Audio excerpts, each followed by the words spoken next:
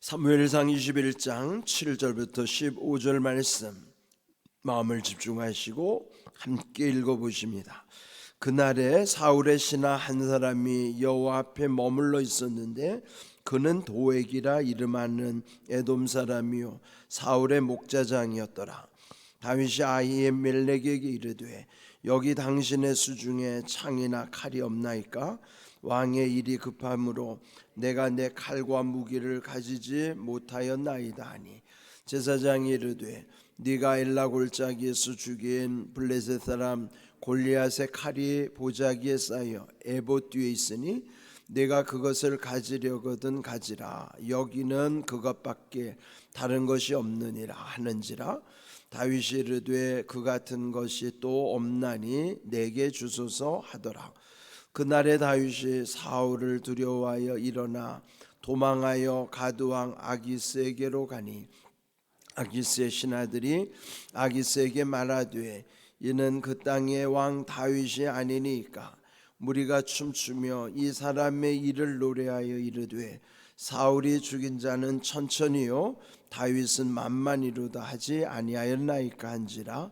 다윗이 이 말을 그의 마음에 두고 가드왕 아기스를 심히 두려워하여 그들 앞에서 그의 행동을 변하여 미친 채 하고 대문짝에 그적거리며 침을 수염에 흘리매 아기스가 그의 신하에게 이르되 너희도 보거니와 이 사람이 미치광이로다. 어찌하여 그를 내게로 데려왔느냐? 내게 미치광이가 부족하여서 너희가 이 자를 데려다가 내 앞에서 미친 짓을 하게 하느냐? 이 자가 어찌 내 집에 들어오겠느냐 하니라. 아멘. 다윗은 아직 왕이 되지도 않았는데 왕이 되기까지 그가 겪어야 할 시련들이 얼마나 큰 것인가. 물론 다윗은 자기가 왕이 되려고는 마음을 가진 적도 없었어요. 사무엘 선지자가 어느 날 그 집에 이르러서 그 7 형님들 면접을 했는데도 거기서 왕이 없어서 결국 말째 8번째인 이 다윗은 어린 소년이었고 들에서 양을 치다가 부름을 받아서 결국은 하나님께 지명을 받아 그가 이제 장차 왕이 될 것으로 기름 부음을 받은 것이죠. 그는 참 이런 것을 자기의 의사와 관계없이 그를 우리는 때로 운명이라고도 하지만 그것을 자기의 힘으로 바꿀 수 없는 것을 숙명이라고도 합니다. 이 다윗은 이게 숙명이죠. 거스를 수 없는 거예요. 흔히 운명이라고 하는 것은 뭐 타고났다고는 하지만은 그래도 바꿀 수는 있는 거예요. 그러니까 운명은 타고났더라도 바꿀 수 있는 것이라면은 그것도 나름대로 뭔가 희망이 있죠. 그러나 숙명이라는 것은 자기가 몸부림친다고 해서 자기가 거스른다고 해서 되어질 일이 아니에요. 그러니까 숙명은 어찌할 수 없는 거예요. 그는. 그러니까 이 다윗이 기름 부음 받아 이스라엘의 왕이 되기까지 자기 의사와는 상관없이 하나님이 그를 그렇게 만들어가고 계시는 중이죠. 그러니 얼마나 본인이 힘들겠어요. 우리가 자기가 선택하는 일이라면 자기가 책임져야 되는 일이라 얼마든지 받아들일 수 있어요. 그러나 이것은 자기가 받아들일 수 있는 일이 아니라 그저 주어진 일인데 하나님이 이끌어 가시는 대로 살아갈 수밖에 없는 거예요. 그 앞길을 자기가 아는 것도 아니에요. 그저 묵묵히 따라가야만 할 뿐인데 그 고난이 얼마나 막심한지. 또 왕으로 세워진다 그러면은 또 왕이 되려는 최고 지도자가 되려는 사람에게 그 감당해야 될 얼마나 그 큰 시련이 있겠습니까? 그러므로 우리에게도 보면은요 운명이 있고 숙명이 있어요. 그러면 내게도 어떤 거스를 수 없는 숙명, 그걸 우리는 사명이라고도 해요. 그런 거를 우리가 잘 분별하고 또 하나님께 묻고 또 하나님의 인도하심을 따라갈 수 있는 지혜와 또 그걸 감당할 수 있는 능력이 우리에게는 누구에게나 필요한 거예요. 그러니까 그걸 거스를 수 없는데 거스르다가 결국은 망하는 경우가 있죠. 그렇기 때문에 이 성경에서 우리에게도 우리 인생을 다시 한번 돌아보게 하는 또 그런 어떤 이런 모습이 말씀 속에 다 숨겨 있기도 하고 보여주시기도 하고 그런 거예요. 자, 오늘 제목을 보시면은 심히 두려워하여 그랬어요. 이 두려움의 문제라고 하는 것도 또한 우리 인생이 떨쳐내릴 수가 없는 거예요. 인생은 누구나 겪을 수밖에 없는 것이 두려움이라고 하는 감정이거든요. 또한 불안함도 있고 늘 강조하는 대로 외로움도 있어요. 그러니까 외로움과 불안함과 두려움은요, 우리가 떨쳐내릴 수가 없어요. 우리 인생에 누구나 겪어야만 하고 주어져 있는 것이라고요. 문제는 그것을 어떻게 극복해 나가고 그를 감당할 수 있느냐의 그 문제일 뿐이지 그를 완전히 없앨 수가 없다는 거예요. 그러니까 인생이라면 누구나 다 외로울 수밖에 없고 누구나 다 불안할 수밖에 없고 모두가 다 두려움을 가질 수밖에 없단 말이에요. 그런데 여기에도 이 다윗도 지금 심히 두려워하는 상황에 놓여 있는 거예요. 그러면은 그런 환경을 그는 어떻게 이겨내는 것인가? 그것이 오늘 우리에게 답입니다. 그게 응답이에요. 우리에게도 주어져 있는 이런 온갖 두려움, 심히 두렵다는 것은요, 두려움의 극한 상황이란 말이에요. 최대치. 그러니까 우리가 겪는 불안함도 두려움도 최대치까지 경험하는 사람은 많지 않아요. 다만 자기가 경험하는 속에서의 가장 큰 수위일을 뿐이지 사실은 그 모든 것들을 다 겪어내시고 이겨내신 분은 예수님밖에 없잖아요. 그래서 우리는 예수님을 의지할 때 이런 모든 우리 인생의 모든 문제들을 이기게 하시는 것이죠. 없앨 수는 없지만 이기게 하시는 거예요. 그게 은혜란 말이죠. 그런데 그게 우리 힘으로 안 되는데 주님을 통해서 주님이 우리와 함께 하시면 모든 문제를 감당하게도 하시고 이기게도 하시고 해결하게도 하시는 거예요. 오늘 여기 주신 말씀에 보면요, 21장에 이 노브 땅에 이르렀을 때, 노브이라고 하는 땅은 제사장들이 사는 마을이라고 그랬죠. 거기 아히멜렉이 1절에 다윗을 보자마자 떨었다 그랬어요. 1절에 보니까 그도 또 아히멜렉도 두려운 감정을 느낀 거예요.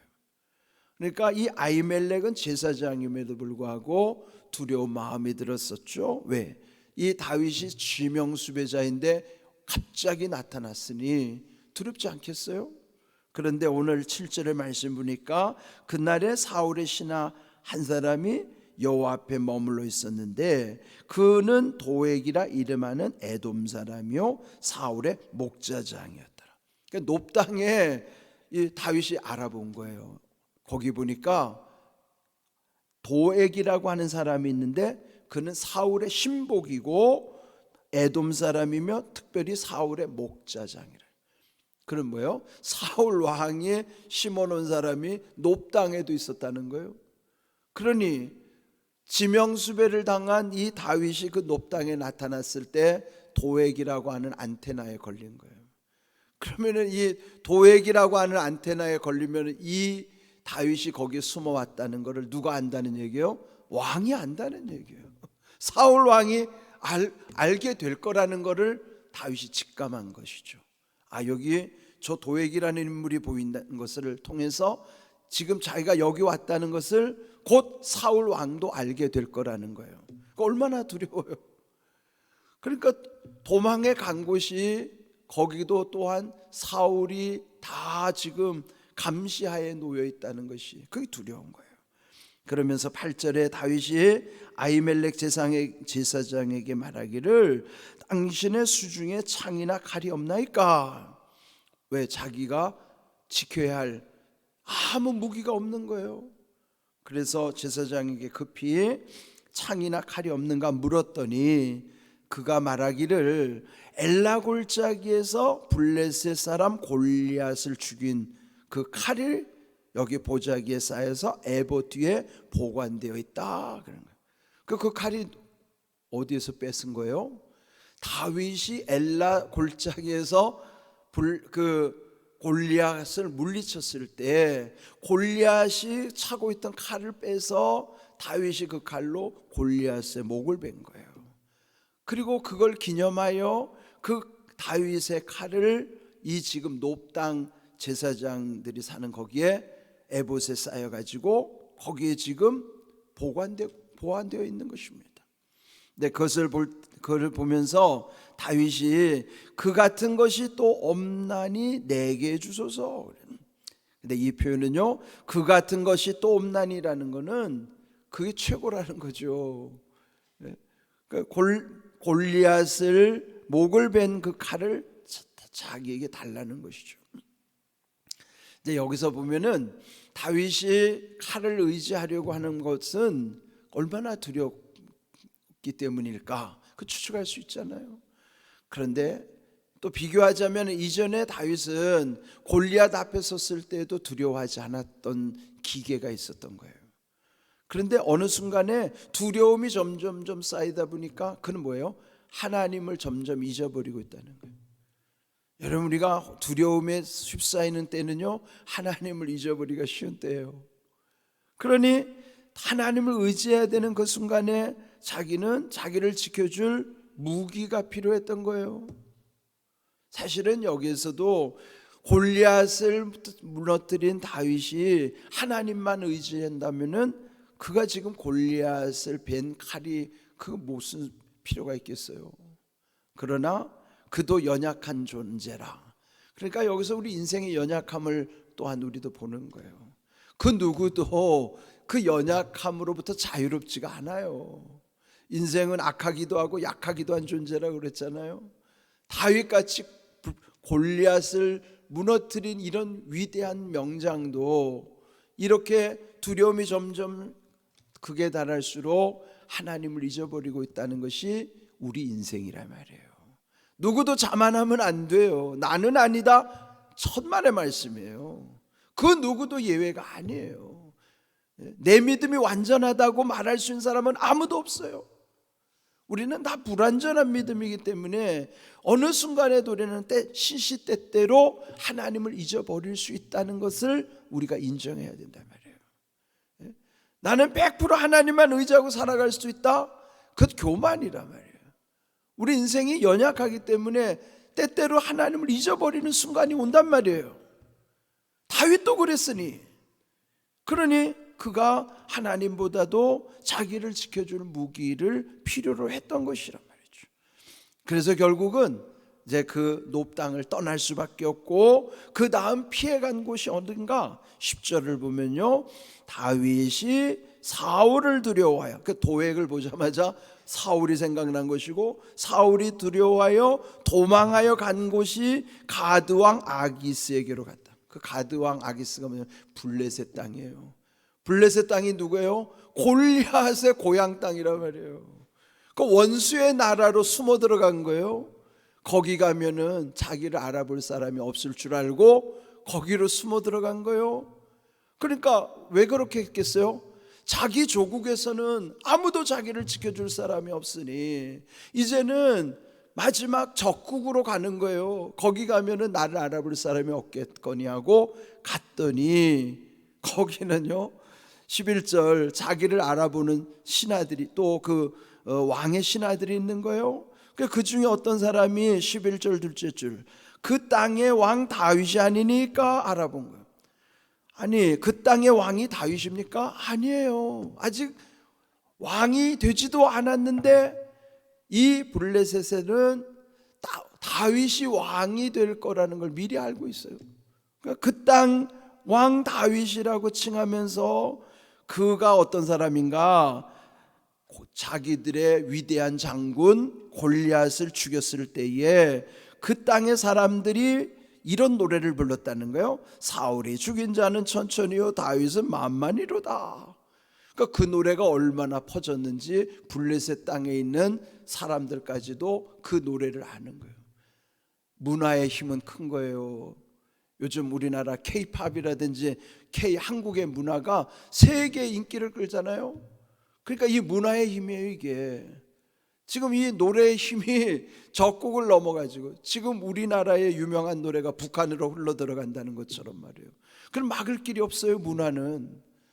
그래서 지금 그 이스라엘 땅에서 불리는 그 유명한 노래가 사울은 천천히요 다윗은 만만이라는 노래예요.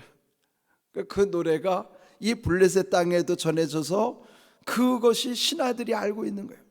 그러니 살려고 들어갔던 그 블레셋 나라에서 아주 이제는 된통당하게 된 거예요. 즉석에서 죽음을 당할 수밖에 없는 거예요. 근데 그 순간에 다윗이 12절 가드왕 아기스를 심히 두려워요. 오늘 제목이에요. 심히 두려운 게 극한에 다른 거예요. 그것도 그럴 것이지, 살려고 들어간 그 적국에 자기를 금방 알아보고 이 사람이 그 사람입니다. 그 땅의 왕이 다윗입니다. 그래 뭐예요? 그 자리에서 죽을 수밖에 없는 자리인데 그때 다윗의 취한 행동을 보십시오. 13절 그들 앞에서 그의 행동을 변하여 미친 채하고 대문짝을 그쩍거리며 침을 수염에 흘리매. 미치광이 짓을 한 거예요. 좋게 표현하면 연기를 한 것이고, 살려니 어떻게 하겠어요? 그러니까 여러분 다윗의 자존심이 어떻게인가 한번 생각해 보세요. 블레셋 그 유명한 장군을 물리친 다윗인데 살려니 그 지금 이 환경을 모면하려면 자기가 미친 사람 역할을 해야 되는 거예요. 왜 그랬을까요? 미치광이를 당시에는요 미친 사람은 손을 안 대야 되는 거예요. 그게 문화예요. 부정 탈까 봐. 그를 잘못해서 죽이면 그 부정이 자기들한테 올까 봐 이 미치광이를 손을 안 댄다는 걸 알기 때문에 이 다윗이 순간 살아나기 위해서 미치광이 행세를 할 수밖에 없는 거예요. 그런데 14절 그 왕이 그를 지켜보면서 너희도 보거니와 이 사람이 미치광이로다. 미치광이 뭐예요? 미친놈이로다. 그러면서 어찌하여 그를 내게로 데려왔느냐? 내게 미치광이가 부족하여 너희가 이자를 데려다가 내 앞에서 미친 짓을 하게 하느냐? 이자가 어찌 내 집에 들어오게 하겠느냐 하더라. 그게 뭐예요? 그래서 쫓겨나는 거예요. 그러니까 다윗이 여러분 연기도 얼마나 잘하는지 말이에요. 실제 미친 사람처럼 깜짝같이 속인 거죠. 물론 그게 이제 좋게 표현하면 지혜인데 살려니 얼마나 비굴하겠어요. 여러분 이렇게라도 사는 거예요. 인생은 이런 오욕을 뒤집어 쓰고 살아야 할 때가 있어요. 사는 게 중요한 거예요. 여러분 무슨 자존심 내세워, 그게 아니에요. 어떻게든지 살아야 되는 거예요. 왜 생명인 줄 아세요? 생이 뭐예요? 살 생자예요. 명은 뭐예요? 명령이란 뜻이에요. 사는 건 명령이란 뜻이라 이 말이에요. 그래서 생명을 함부로 할 수가 없는 거예요. 왜? 생은 명이기 때문에. 삶은 명령이라 이 말이에요. 그래서 이 다윗은 어떻게라도 살아야 되는 거예요. 하나님이 그렇게 살게 할 수 있는 지혜를 주셨으니 이런 짓을 했겠지만, 그러니까 우리가 인생을 함부로 판단할 수가 없어요. 비굴하게 살아도 살아야 되는 것이 그게 최선이란 말이에요. 그래서 우리는 누구의 인생이든지 함부로 폄하할 수도 없고 판단해서도 안 되는 거예요. 근데 여기서 보면은 뭘 느낄 수 있어요? 인생이 이렇게 연약한 존재다. 그런 연약한 존재이기 때문에 심히 두려움을 느낄 수밖에 없는 생활이 우리의 삶이에요. 인생이 누구나 대단하지 않아요. 이렇게 살아가는 거예요, 우리는. 근데 중요한 게 뭘까요? 그런 모든 것을 이기게 하시는 이는 하나님밖에 없다는 거예요. 그래서 우리는 늘 주님을 찾아야 되고 주님을 의지해야 되고 예수님을 통해서만 이런 모든 외로움도 두려움도 불안함도 다 이길 수 있는 거예요. 그 예수님이 세상 끝날까지 내가 항상 너희와 함께 하리라고 마태복음 28장 끝절에 약속하셨잖아요. 여러분 귀한 말씀 가운데 우리 인생은 이런 인생이더라도 떨쳐낼 수 없는 인생이지만 이기게 하시는 분이 계시다는 것을 기억하십시오. 그래서 우리는 오직 예수님만이 우리에게 소망이에요. 그래서 시편에 말씀하기를, 시편에 여러분 42편에서 너는 하나님께 소망을 두라. 그게 성경이 우리에게 주시는 말씀이에요. 늘 여러분 하나님께 소망을 두는 믿음의 삶이 되기를 주님의 이름으로 축복합니다. 아멘.